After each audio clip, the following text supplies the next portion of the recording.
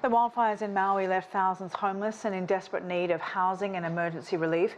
Kalapana Kollars is the Cultural Programs Director at the Lahaina Restoration Foundation. He joins us now from Wailuku, Hawaii. Thanks so much for your time. Can you give us a sense of what it's been like for most people who've lost their homes and what they've been through? Well, mahalo, Sally, and aloha to everyone. Thank you for having us on.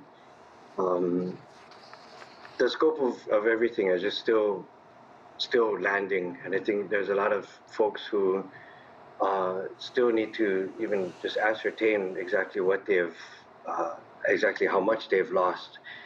Knowing and seeing the images in social media and in the news, we empirically know, but to experience and live through it is an entirely different matter. And what has your organisation been doing to help those who've lost their homes?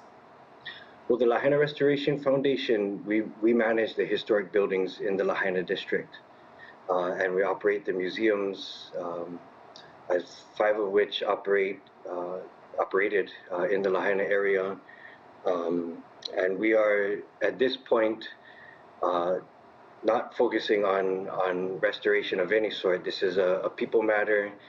We need to divert our resources to take care of our community and our people, and soon as the area is safe to enter, then we will do so properly with the proper protocols in place, and we'll look at that. But that's a bit of ways down the road.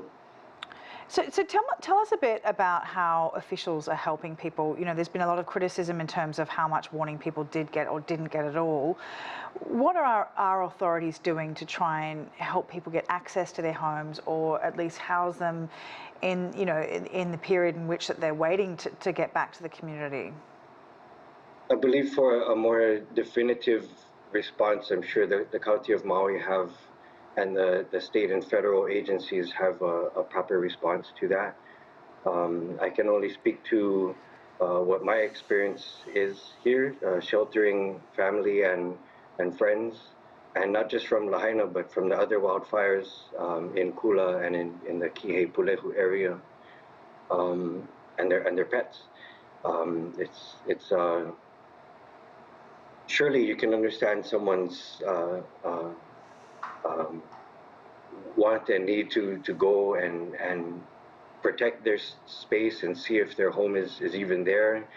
But it also, I think also as a community, we need to listen to our first responders and the agencies that are in place and understand that it's a very, very big, immense operation that needs to take place in order to make the space safe for people to even enter.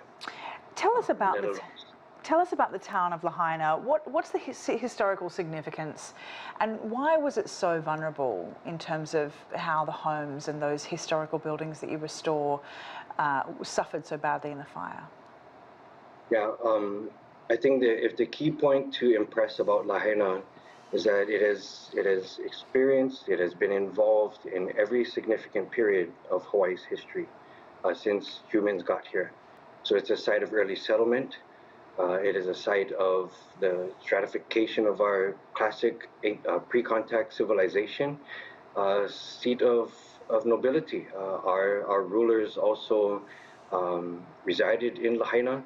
We've seen some of our earliest European visitors or foreign visitors come ashore right there, right by the lighthouse, and the same entryway into what is today Lahaina Harbor.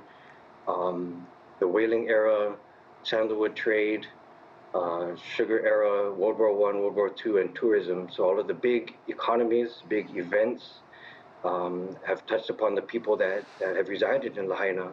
And even till today, another thing, if I may, that sets Lahaina apart in my humble perspective is there are families there that have been there since time immemorial.